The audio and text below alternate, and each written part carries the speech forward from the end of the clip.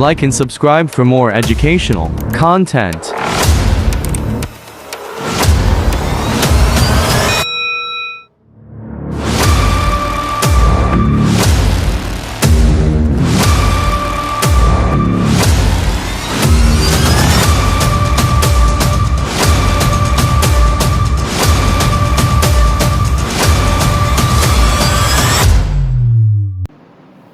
Hello વિદ્યાર્થી મિત્રો, કેમ છો? મજામાં? લેરી એકાઉન્ટ્સ વાલામાં આપનું હાર્દિક સ્વાગત છે. આજે આપણે ચેપ્ટર ભણીશું ભાગીદારીનું પુનર્ગઠન, જે તમારું ચોથા નંબરનું ચેપ્ટર છે. અને આ ચેપ્ટરમાં જે માર્કિંગ આપેલા છે એ તમને કુલ 6 માર્ક્સ આપેલા છે. એટલે 6 માર્ક્સનું તમને બોર્ડ એક્ઝામમાં પૂછાવાનું છે. હવે ભાગીદારીનું જે પુનર્ગઠન છે એનો અર્થ શું થાય? તો સૌથી પહેલા ભાગીદારીનું પુનર્ગઠન એટલે ભાગીદારીમાં ફેરફાર. હવે આ ભાગીદારીમાં ફેરફાર એટલે ભાગીદારનો જે નફો નુકસાનનું પ્રમાણ નક્કી કર્યું એમાં ફેરફાર થાય તો એને જ આપણે શું કહીએ છીએ? ભાગીદારીનું પુનર્ગઠન. હવે આ કયા કયા સંજોગો કે કયા કયા કારણોસર થઈ શકે? તો ભાગીદારીનું પુનર્ગઠન થવાના કારણો એવું છે કે ચાલુ ભાગીદારો જ્યારે સર્વાનુમતે એવું વિચાર કરે કે હવે આપણે નવું નફા નુકસાનનું પ્રમાણ રાખવું છે, ત્યારે તેમના જૂના નફા નુકસાનના પ્રમાણમાં ફેરફાર થાય છે, એટલે એને પુનર્ગઠન કહેવામાં આવે છે. તેવી જ રીતે ધંધામાં જ્યારે આપણને વધુ મૂડીની જરૂરિયાત હોય અથવા તો આપણે વધુ કાર્યશક્તિની જરૂરિયાત હોય, ત્યારે આપણે નવા ભાગીદારને પ્રવેશ આપીએ છીએ. હવે આવા પ્રવેશના કારણે પણ જે જૂના ભાગીદારો છે તેના નફા નુકસાનમાં ફેરફાર થતો હોય છે. હવે એવું બની શકે કે જ્યારે જૂના ભાગીદારનું અચાનક મૃત્યુ થાય, એ નિવૃત્તિ પામે અથવા ગાંડો કે પાગલ થઈ જાય, તે પોતાનું કાર્ય કરવા માટે અસક્ષમ બને, ત્યારે પણ જ્યારે જૂના ભાગીદારો છે તે લોકો પોતાનું નવું નફા નુકસાનનું પ્રમાણ નક્કી કરે છે. અમુક વાર એવું પણ બની શકે કે નવી ભાગીદારી પેઢીનો આપણી પેઢીમાં સમાવેશ કરવામાં આવે ત્યારે નવા ભાગીદારો પણ એમાં ઉમેરાય છે અને માટે આપણે નવું નફા નુકસાનનું પ્રમાણ નક્કી કરવું પડે છે. તો ભાગીદારી પુનર્ગઠન માટેના આ બધા કારણો છે. હવે મિત્રો, જ્યારે ભાગીદારીનું પુનર્ગઠન તમે કરશો ત્યારે ખાસ કરીને બે શબ્દો તમને સાંભળવા મળશે: ત્યાગ અને લાભ. તમને ખ્યાલ છે મિત્રો કે જ્યારે આપણે નવા ભાગીદારને આપણા ધંધામાં સામેલ કરતા હોઈએ ત્યારે જૂના ભાગીદારોએ તેમના નફામાંથી, તેમને જે નફો હાલમાં મળી રહ્યો હોય તેમાંથી અમુક ભાગ જતો કરવો પડે છે. એ જતો કરવો ભાગ એને જ આપણે ત્યાગ કહીએ છીએ. એટલે ત્યાગનું સૂત્ર આપણે જો લખવું હોય, ત્યાગ બરાબર તો જૂનો ભાગ માઈનસ નવો ભાગ. એટલે ભાગીદારોનો જે સેક્રિફાઈસ છે, જેને ત્યાગ કહેવામાં આવે છે, આને સેક્રિફાઈસ, ઇંગ્લિશમાં આપણે એને સેક્રિફાઈસ કહીએ છીએ. એટલે સેક્રિફાઈસ બરાબર old ratio minus new ratio. એટલે મિત્રો, આને બહુ સરળતાથી તમારે યાદ રાખવું હોય તો તમારે અહીંયા S યાદ રાખવાનું, આનો O યાદ રાખવાનું અને N યાદ રાખવાનું. એટલે સન યાદ રાખો એટલે તમને ખ્યાલ આવી જાય કે સેક્રિફાઈસ બરાબર ઓલ્ડ માઈનસ ન્યુ. આ બહુ જ ઈઝી ટેકનિક છે, તમે આને યાદ રાખી શકો. એવી જ રીતે લાભ. હવે જ્યારે 3 કે 4 ભાગીદારો હોય અને એમાંથી કોઈ એક ભાગીદાર નિવૃત્ત થાય, મૃત્યુ પામે અથવા ધંધો છોડીને જતો રહે, ત્યારે તેનો ભાગ, જે જૂના ભાગીદારો હાલમાં જે ધંધો કરી રહ્યા છે, તો તેમને તેમના ભાગ ઉપરાંત બીજો ભાગ મળે છે. એ જે બીજો ભાગ મળે છે એને જ આપણે શું કહીએ છીએ? લાભ કહીએ છીએ. તો લાભનું સૂત્ર નવો ભાગ બાદ જૂનો ભાગ. હવે આને પણ મિત્રો તમારે બહુ સરળતાથી યાદ રાખવું હોય તો ઇંગ્લિશમાં આને લાભને ગેઇન કહેવામાં આવે છે અને જે નવો ભાગ છે એને ન્યુ માઈનસ ઓલ્ડ. એટલે આને હવે સારાંશમાં તમારે બહુ યાદ રાખવું હોય તો GNO તરીકે તમે યાદ રાખી શકો. એટલે આ જ ત્યાગ અને લાભનું પ્રમાણ છે. હવે મિત્રો, બહુ અગત્યની બાબત કે જે પુનર્મૂલ્યાંકન ખાતું છે, આ જે તમે પુનર્મૂલ્યાંકન ખાતું આમાં પુનર્ગઠનમાં જે બનાવવાના છો, એને આપણે નફા નુકસાન હવાલા ખાતું પણ કહીએ છીએ. હવે આ પુનર્મૂલ્યાંકન ખાતું ખરેખર છે શું? જો આ પુનર્મૂલ્યાંકન ખાતું આજે તમે શીખી લેશો તો ચોક્કસપણે આ તમને પ્રવેશમાં પણ મદદ કરશે, નિવૃત્તિમાં પણ મદદ કરશે અને સાથે સાથે આ પુનર્ગઠનનું ચેપ્ટર છે એમાં તો તમને મદદ કરશે જ. એટલે આજે જે આ પુનર્મૂલ્યાંકન તમે જો યોગ્ય રીતે શીખી ગયા તો ચોક્કસપણે તમારા 20 થી 22 માર્ક્સ તમારા કુલ માર્ક્સમાં ઉમેરાઈ જશે. એટલે આને શીખવું ખૂબ જ અગત્યનું છે. હવે બહુ જ સહેલી ટેકનિક છે. આપણે મિત્રો એકાઉન્ટ્સના વિદ્યાર્થીઓ છે, નામાની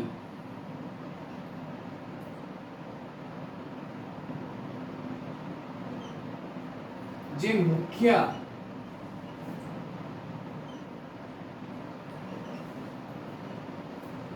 શાબ્દિક અર્થો છે એમાં આપણે સૌથી વધારે શબ્દો જે સાંભળેલા હોય એ તમને ખ્યાલ છે. એ કયા કયા શબ્દો છે? એ મિલકત છે,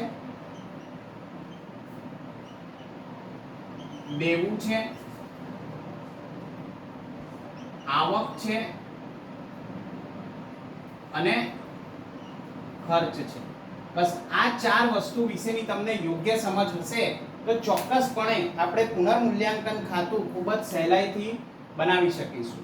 હવે આ જે નફા નુકસાન, જો પુનર્મૂલ્યાંકન ખાતાને આપણે શું કહીએ છીએ? નફા નુકસાન હવાલા ખાતું.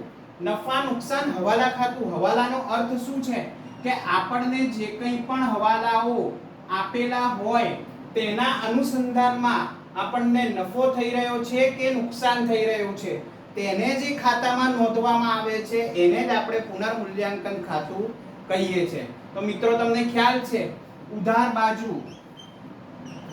આપણે હર હંમેશ શું નોંધતા હોઈએ છીએ? તો કે સર અહીંયા અમે ખોટ નોંધતા હોઈએ છીએ અથવા તો નુકસાન નોંધતા હોઈએ છીએ. બરાબર. એમ જ જમા બાજુ મિત્રો તમને ખ્યાલ છે કે જમા બાજુ આપણે હર હંમેશ આવકો નોંધતા હોઈએ છે અથવા તો ધંધાને કંઈક લાભ થાય, બરાબર છે, તેને નોંધતા હોઈએ છે. હવે બસ આ મિલકતો, દેવા, આવક અને ખર્ચ એમાં વધારો થઈ રહ્યો છે, ઘટાડો થઈ રહ્યો છે અને એનાથી પેઢી ઉપર શું ખોટ થઈ રહી છે કે લાભ થઈ રહ્યો છે એના આધારે જ આપણે નફો અને નુકસાન કે જે તે ખાતું ઉધાર કે જમા કરીશું. હવે તમને ખ્યાલ છે મિત્રો, જ્યારે મિલકતો છે, ધંધાની મિલકતો હોય અને એ મિલકતોની કિંમતમાં જ્યારે ઘટાડો થાય, મિલકતની કિંમતમાં મિત્રો શું થાય? ઘટાડો થાય. આ જો ડાઉન એરોનો મતલબ છે ઘટાડો થાય, ત્યારે આપણી આમનોંધ શું થશે? પુનર્મૂલ્યાંકન ખાતે ઉધાર, તે મિલકતો ખાતે જમા. એવી જ રીતે મિત્રો દેવા,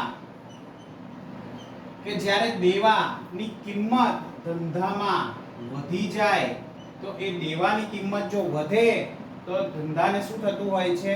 ખોટ થતી હોય છે. આ ખોટ થતી હોય છે ત્યારે તેને દેવાને નોંધવા માટે આપણે આમ નોંધ શું લખીશું? પુનર્મૂલ્યાંકન ખાતે ઉધાર અને તે દેવા ખાતે જમા. હવે આવ્યો મિત્રો આવકોનો વારો. આવકો જે આપણને હમણાં સુધી મળેલ નથી, નહીં મળેલ આવકો, બરાબર છે. આવકોના બે ભાગ પાડી શકાય છે, નહીં મળેલ અને અગાઉથી મળેલ. એવી જ રીતે ખર્ચના પણ બે ભાગ છે, નહીં ચૂકવેલ અને અગાઉથી ચૂકવેલ.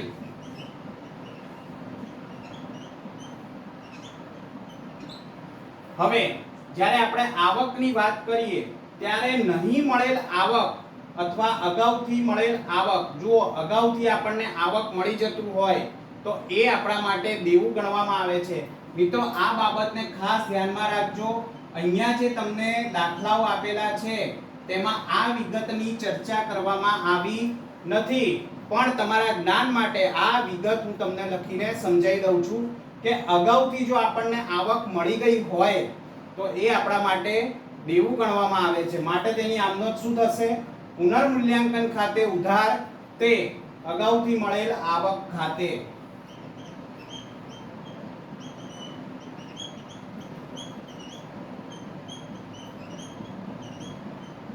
અને એવી જ રીતે મિત્રો ખર્ચમાં જો આપણે કોઈ ખર્ચ ચૂકવેલ નથી, ખર્ચ ચૂકવવાનો ખરેખર થઈ ગયો છે પણ આપણે ખર્ચ ચૂકવ્યો નથી, માટે તે આપણું શું બને છે? ખોટ બને છે.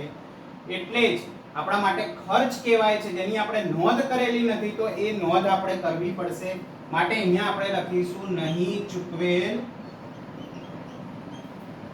ખર્ચા.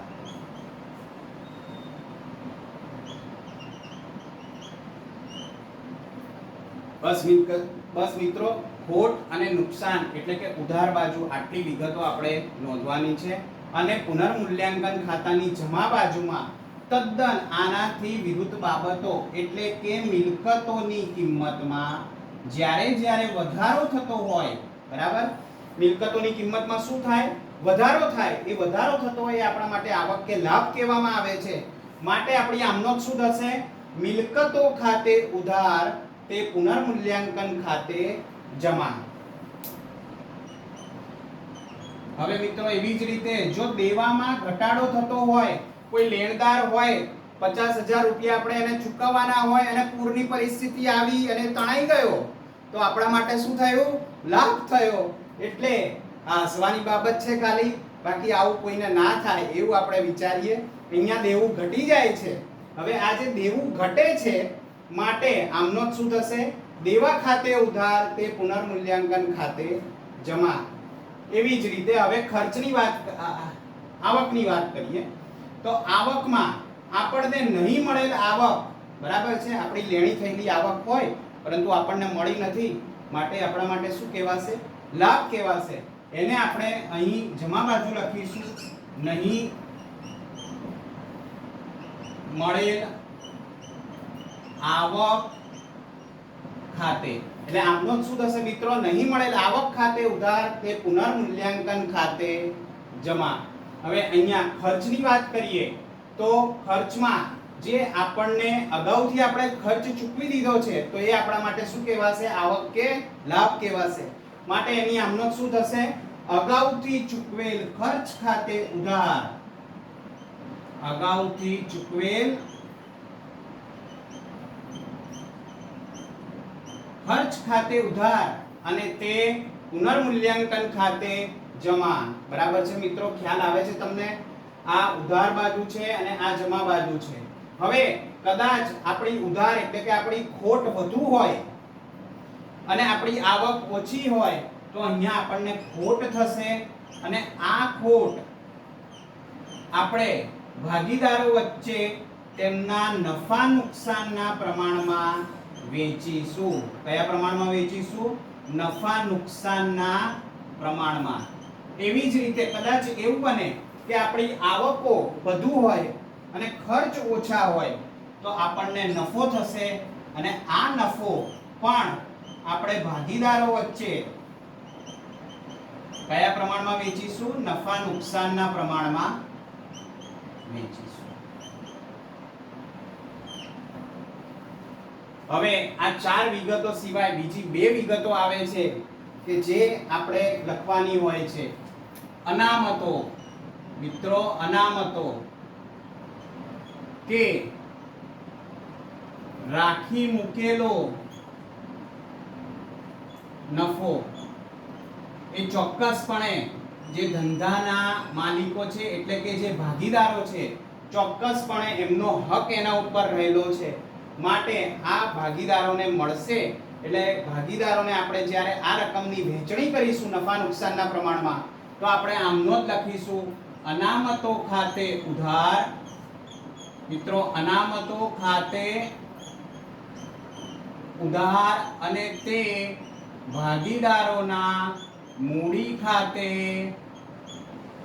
જમા. કદાચ એવું બની શકે કે આ અનામતો તો આપણે મિત્રો વેચી નાખી, હવે એવું બને કે નહીં વહેંચેલી ખોટ હોય કે પ્રસારિત મહેસૂલી ખર્ચા હોય.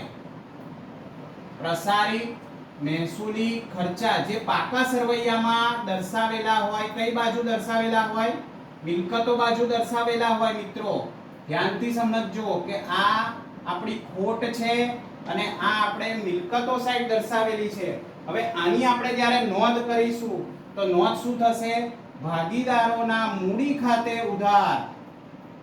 ભાગીદારોના મૂડી ખાતે ઉધાર અને તે નફા નુકસાન ખાતે. આ નફા નુકસાન ખાતે એટલે ખોટ. તે પ્રસારિત મહેસૂલી ખર્ચ ખાતે. આપણે ભાગીદારોના મૂડી ખાતે ડાયરેક્ટ વેચી નાખીશું. એમાં આપણે પુનર્મૂલ્યાંકનમાં આ અનામતોની અથવા તો આ પ્રસારિત મહેસૂલી ખર્ચ કે ખોટની કોઈ પણ નોંધ પુનર્મૂલ્યાંકન ખાતામાં કરીશું નહીં. પુનર્મૂલ્યાંકન ખાતામાં મિલકતો, દેવા, આવક અને ખર્ચ એને ધ્યાનમાં રાખીને આ જે વિગતો આવે છે ફક્ત એની જ નોંધ આપણે કરીશું. મને ખ્યાલ આવે છે મિત્રો કે તમે નફા નુકસાન હવાલા ખાતું કે પુનર્મૂલ્યાંકન ખાતાનો પૂરેપૂરો અર્થ સમજી ગયા છો. જો તમને કોઈ પણ ડાઉટ હોય તો કોમેન્ટ કરજો, જેથી કરીને આનું કંઈ પણ જવાબ તમને ક્લેરિટી જોઈતી હોય તો એ ક્લેરિટી તમને મળી શકે. ખૂબ ખૂબ આભાર. આ ચેનલને વધુને વધુ તમે શેર કરશો, લાઈક કરશો અને સબસ્ક્રાઇબ કરશો. Thank you very much.